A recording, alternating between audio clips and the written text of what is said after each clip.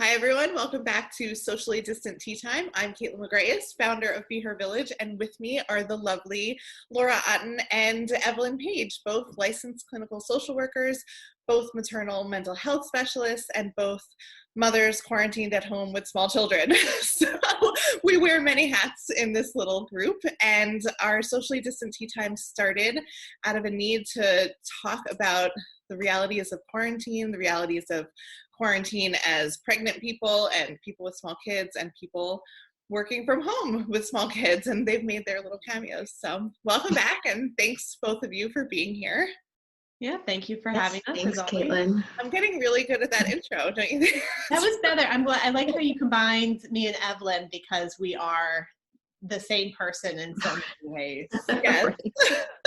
And you can only say licensed clinical social worker and maternal mental health specialist so many times. See, you already hit your limit on that. Exactly. So I don't know what week we're in anymore, but I was just saying to Evelyn before we signed on that they just announced pools are opening, playgrounds are opening. In my town, we just probably everywhere actually, outdoor seating for restaurants open. So it's like socially a little less distant. It feels like things are reopening. And I wonder, we can talk about whatever you guys want to talk about, but I would imagine that there is, from maybe you guys can share what you're hearing from people, but I would imagine that there's like an interesting dynamic where even though the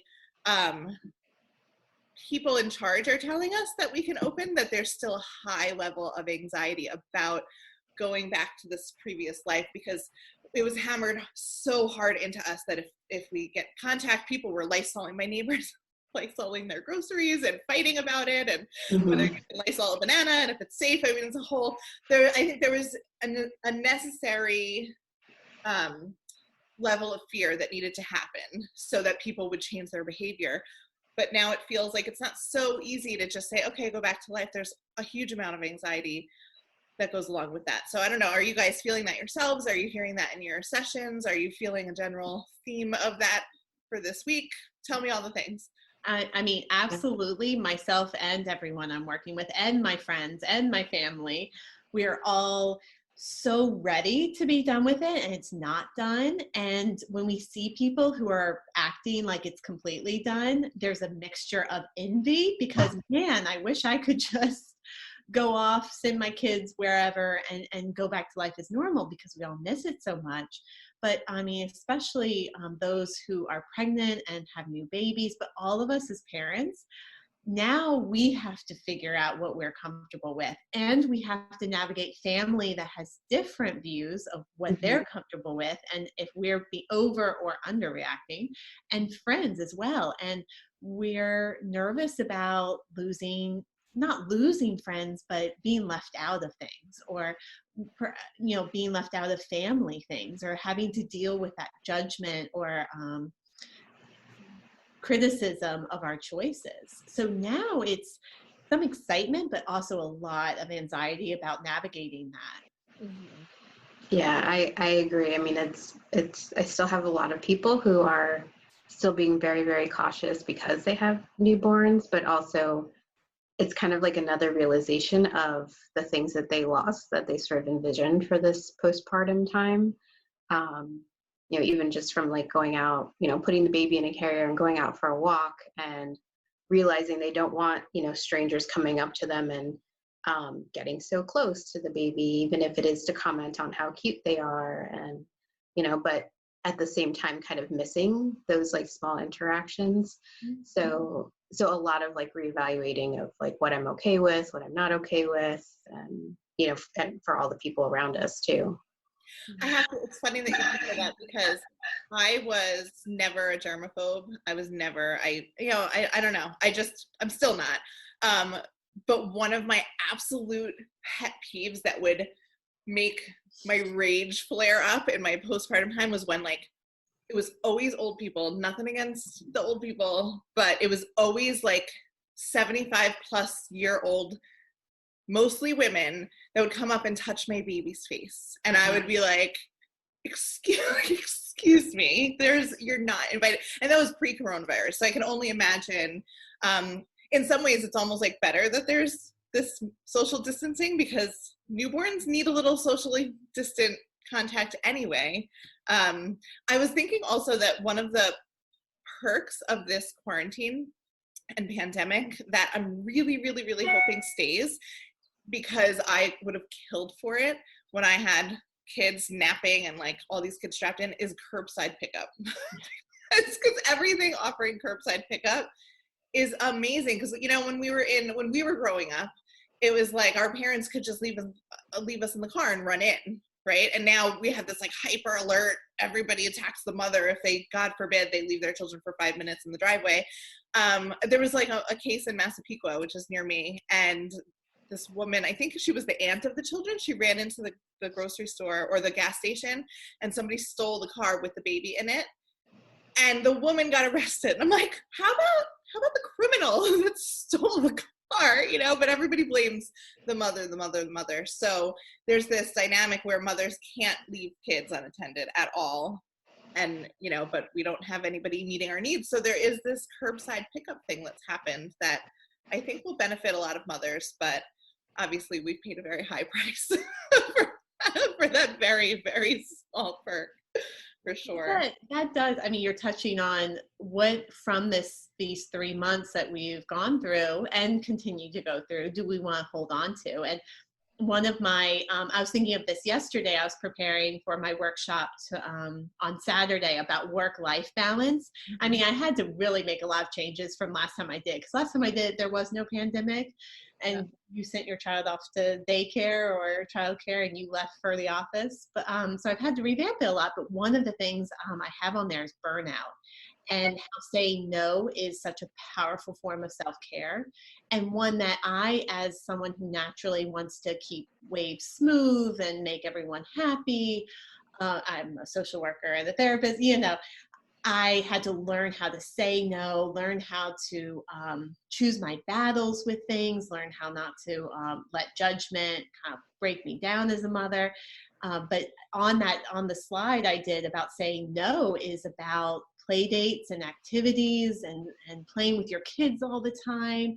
I kept it on there because as things are opening up, we want to remember what was good about having a schedule that wasn't a schedule, and how our kids responded in some positive ways, maybe to a little downtime, and about being bored and the benefits of being bored. What do we want to take with us into the future? Those are the types of things that I've been thinking about, because we were never a family that like overscheduled in terms of activities and stuff. I rarely signed my kids up for stuff because it was like, here's a few $100s for us to stand on a field, and, you know, like we could have just done this for free. Yeah. We could have been bad at soccer for free. We could pay you for it. But there's definitely this thing that happens that when it's not even so much that, but like for my kids, when they're not in school, our dynamic as a family is so much better, because school is a huge stressor for my kids. I think partially, you know, they never went to daycare. I was always home with them. And so this leaving of the house and being subjected to rules, and it's a lot of stimulation, and they went to schools that were really well suited for them, and the teachers were wonderful. And, you know, it's not like it was the school's fault. I think it's just school on its own is a really big thing. And I'm a little hesitant about, not hesitant, I mean, they have to go back to school. It's not an option for us, but I'm like feeling a little nostalgic already for this like wonderful extended time that we've had together, which, I mean, it's like talk to like late March Kaitlin, and that was not what I was calling it, you know. I was calling it something really different. But now that the fear of the pandemic is over, not over, but it feels like, I mean, I literally sat there and like thought my husband was going to die, and I thought the medical system was going to collapse, and like I was watching Cuomo every day, and it was really intense for a while there. So now that has passed, and we still have this thing to contend with, but for me, my family was exposed and the medical system didn't collapse, and it just feels a lot less like dangerous to me.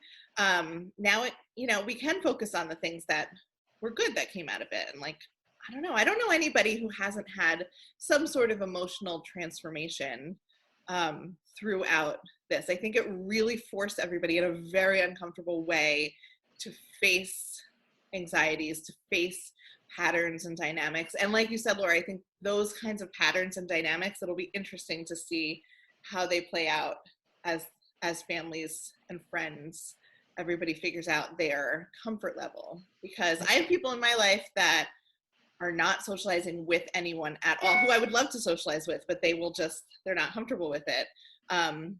So it's an interesting, like there's a certain measure of patience that I have to have, and I'm not a very patient person.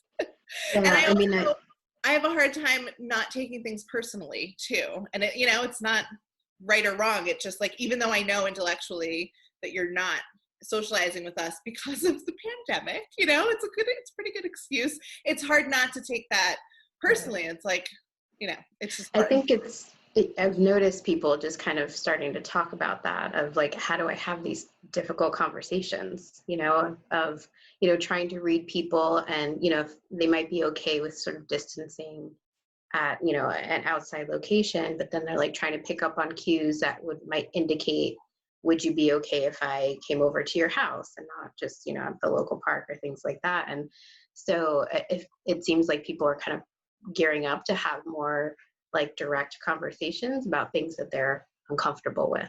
Mm-hmm. So that's come up in quite a few of my sessions as well.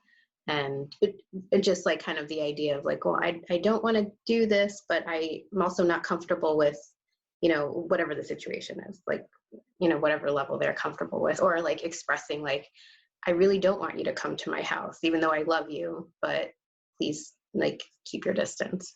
So that's been coming up a lot, and just a lot of anxiety around having difficult conversations. Yeah, I love how it is practice, because we can apply that to so many other areas of our life of, I'm going to respect what you're comfortable with, and I'm going to express to you assertively, not passive aggressively, not aggressively, but in a way that makes it clear but respectful of what I'm comfortable with. And it goes both ways. So like for you, Kaitlin, it's, all right, I'm comfortable and you're not. I'm going to show my friendship by respecting that you're comfortable and hearing that from you. And there's going to be things that you're not comfortable with that other people are. And I don't know that there are, Laura, but maybe for other people. About you and your assertiveness, because you clearly communicate. And that's such a good thing, because as parents, we need to always be practicing that. We're modeling for our children as well, and they're always watching us. And doesn't this apply to so many areas of parenting, whether you serve organic food or fast food all the time, or what type of sunscreen do you apply on your kids? We've talked about that half jokingly, but these are parent decisions we have to make every day. And there are people who disagree with us every day. And another theme of my sessions has been the toxicity of social media and Facebook groups, with the social justice climate right now, and just people attacking other people verbally, and when is it appropriate and when is it not, and I think all of this is good practice for being a parent and all the challenges we're going to face, to give and to show respect for ourselves and for other people. Right. Yeah. I mean, we're having a lot of, I will say I'm having a lot of difficult conversations, particularly around sort of racial justice and systemic racism in our country. But, it's all kind of skills around how do you communicate with people that, have different viewpoints. I'll leave it at that. I mean, I could go into more of that, but please feel free to go into it, Evelyn. No, it's just exhausting. And I'll say that I've had a lot of good conversations. I've had a lot of very difficult conversations. So I think I'm at the point where, I'm ready to cut certain people out of my life because of the toxicity, and particularly people not kind of understanding white privilege and how, how their actions or lack of actions are impacting like the whole movement in society, but also me personally. So it's frustrating. It's kind of sad, to kind of know that people aren't willing to do some of the work. Also just concerning that there are people who are mental health providers who are not open to learning. So that's a little just kind of scary. It's my just kind of my personal feeling on it. It's still that's still kind of really very much present on my mind and in my house. So yeah. Yeah. I've had conversations with pretty much everybody that I talk to, which is not as many people as you'd think, but in business and family and personal, it just comes up because you can't not talk about it at this point. There's been such a huge groundswell of support for Black Lives Matter, and there's been such a shift in the American public's conversation and viewpoint on it. I think Black Lives Matter a month ago was a fringe group that was radical, or like it just was not considered to be the mainstream. And now it's like, if you're not supporting them, what is wrong with you? Like that's, and I think that there's definitely people who are married to police officers or are police officers or are supportive of law enforcement that have this like barrier of, they think Black Lives Matter is like having the stance of Black Lives Matter attacks police officers. But I think, at least my understanding of it, is that we're all actually working towards the same goal, because they will say to me in these conversations, like, well, I think we should have community policing. I think we should have the police really integrated. I'm like, that's what they want too. Like, they want there to be a different vision of policing than what currently exists. And I think we're actually all talking about the same thing, but it's hard. And not everybody, Evelyn, I'm not talking to the people that are in your life, so I'm not trying to discount the frustrations that you're feeling. But I think, especially on social media, that there's very little room for gray area. Everybody just shouts at each other and nobody's actually listening, and it's really a hard place to have any kind of interaction. But I belong to a few New York City teacher groups because my husband is a New York City teacher, and so I just like can get information about things that are happening with the union and vacation days and whatever. And so there's been quite a few threads in there about what's going on, and the vast majority of the people there are completely supportive of what's happening and really awoken to all of the racial justice issues. But then there's some that are just really stubbornly not, and it's pretty alarming. Like, some of the people who are trying to support social justice will message me and be like, thank you for taking them on. It's really hard to do this myself, and I'm surrounded by white people that I work with, and and it's awful because these poor, not poor meaning financially, although some of them that's the case, these children of color and Black kids are being taught by these white people that are not embracing some of the ideals of, or most of the ideals, or any of the ideals of Black Lives Matter. So and I think really that's difficult. Yeah, I mean, it's really important to speak up and say something, because at this point, my opinion is that silence is complicity with it. Like, it's not okay to just be silent, and whether that's because you're not sure what to say or that you don't know the right terms to use, but we all, and even myself, I'm not like some expert on this, but you jump in and you're going to make mistakes. We all are, but we have to be willing to go there and learn and do the work ourselves and recognize all of our privilege, whatever that is. And yeah, I mean, just kind of being silent is not okay anymore. I love that. I love that it's no longer, because it was only white people who could be silent about it, to say like, oh, well, I don't want to get involved. Like, I don't want to ruffle feathers, but that is hurting. And to be able to see how silence and complicity is actually hurting people of color. It's not hurting them, it is hurting them. Mm-hmm. I think that has been such a powerful message that's come out of this. And I can say that for myself, and for my family and some of my friends who that was an acceptable response before, and it's no longer silence. And I'm so happy for that, and have learned so much in the past week. And my feed on my social media looks so different now. Not cutting people out, but actually bringing people in to educate myself and to gain a greater understanding, and checking myself when I have a strong reaction to something and exploring it. So all of this is such a great opportunity for growth. And it's been exciting to see the changes. I'm from Richmond, Virginia, and there's a Times article this morning about the Jefferson Davis statue was torn down, and the Columbus statue was also torn down and thrown into a lake. So, and that's right where I live, within walking. My mom lives within walking distance of both of those statues, so it hits home, and I feel very proud of some of the changes being made, and the symbolism there. It's been really exciting to see. Yeah. I attended a march with my son on Sunday in my town, which was so cool that it was in my town, and that, the young people in our town were the people that organized it, and they had teachers from the high school there. And I don't know how much you guys have been following, but in Merrick, there was a protest. Mm-hmm.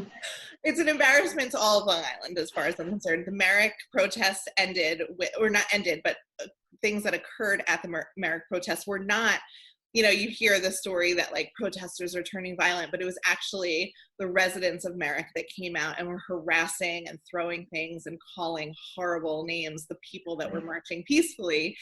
And it's one of those things, it's like, you don't even have to agree, like you can be an older person and not want to, like, obviously it would be ideal if everybody could, like, but you can at least just stay in your house if you don't support it. But they had to come out, and because they did that and just revealed themselves for what they are, the protests will then schedule the next day and the next day and the next day, and now it's like this flashpoint of Merrick.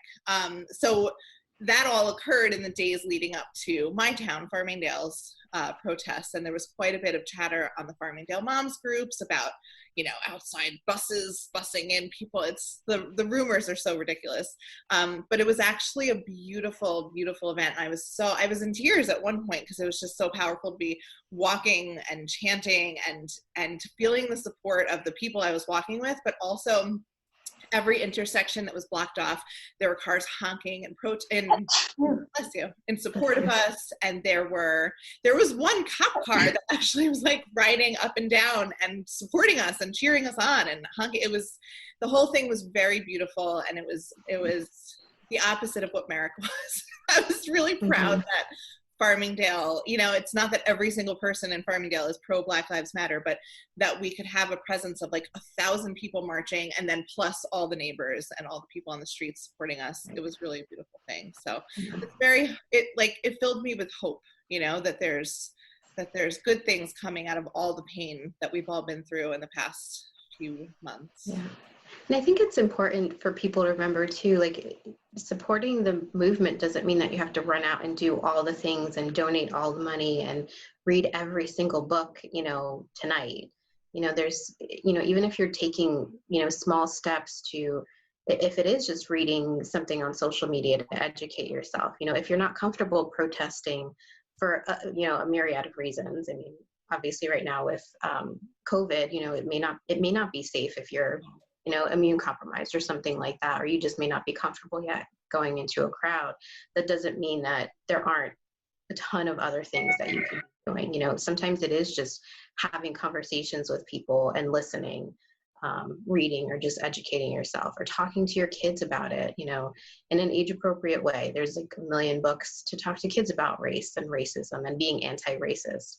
So it doesn't, because I hear that from people of it feeling like overwhelming, of like, there's like a list of, 100 books I should read, or like blogs I should follow, or movies I should watch, and it's okay. It's overwhelming, because if it just hasn't been part of your day to day, it's just learning something new. So just kind of jumping in wherever, I always kind of was just thinking, talking to somebody, if sitting down and reading a book is not feasible because you have, small kids, but you can watch a movie. There's like all these lists you can look up to of all these movies, after the kids go to bed, or even if you watch, I watch movies in like segments because kids are around, but that's still something that's kind of moving it forward. So it doesn't have to be everything. It doesn't have to be all or none. Absolutely.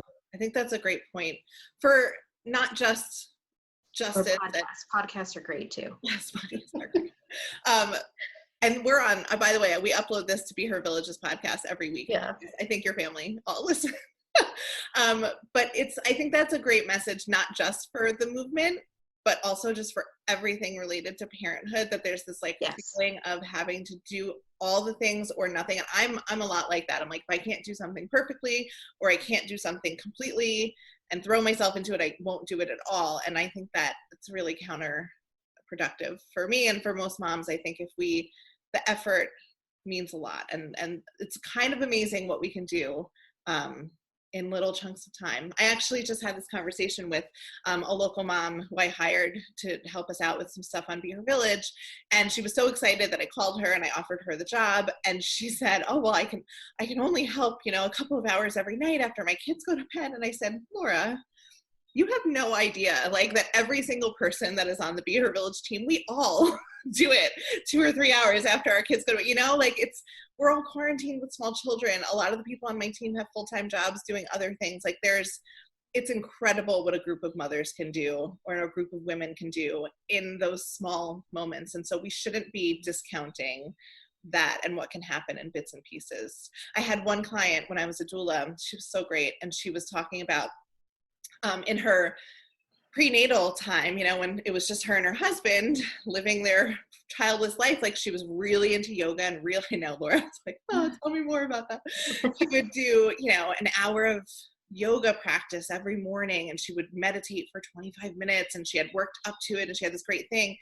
And after her baby came, she was in one of our postpartum groups, and it was like, I can't do that anymore, and I feel so disconnected, and I feel so discouraged that I've lost that part of myself. And I just asked her, I said, what would it look like if you just did like 5 minutes of a yoga practice, or you sat down and meditated for like a minute and a half, just when you can, and she was like, like, it literally, sometimes it doesn't even occur to us that if we can't do the whole big thing that we want to do, we could just do a little piece of it, and it's still really valuable. So great. That applies so much right now. I was such a gym rat before this, and the childcare, and I would spend as much time as I could there. And then I tried to do the same thing here and was so disappointed because it wouldn't work. And then it was like, oh, I need to rethink this and scale it down and try something new. And that's another thing too, like becoming a parent, realizing like you're doing this for the first time. And that's true for all parents, with young kids and up, because your kid's never been that age before at that stage. So every stage is new for them. It's new for you. And you're going to try out different things. And what works for Kaitlin or works for Evelyn doesn't work for me. And I need to figure out my own pattern and get ideas and get support, but figure out the path for myself. Definitely. That's beautiful. Thank you guys so much for keeping this up. I hope that this becomes the socially close tea time when everything opens. And I do want to say, because it's related to that, so we canceled yesterday because I think I messaged you like 1 minute before we were supposed to start that my toddler had refused to nap, and that's a long story involving a stuffed Cookie Monster animal that was lost. And then, so anyway, long story, but you all were like, okay, let's do it tomorrow. Let's reschedule. And that was great. But that's the truth of me. My husband had to go into work yesterday, and I had 2 kids and I couldn't do it all. So I had to say no. And we rescheduled, and the world didn't collapse or fall apart any more than it has already collapsed and fallen apart. I didn't make or break it, but I say that to say, like, life happens and nothing's perfect, and we have to adjust to it and be flexible. Yeah. I mean, there's power in saying no, and we came up with another solution. So we should put on a T-shirt: "Saying no is self-care." Say no is self-care.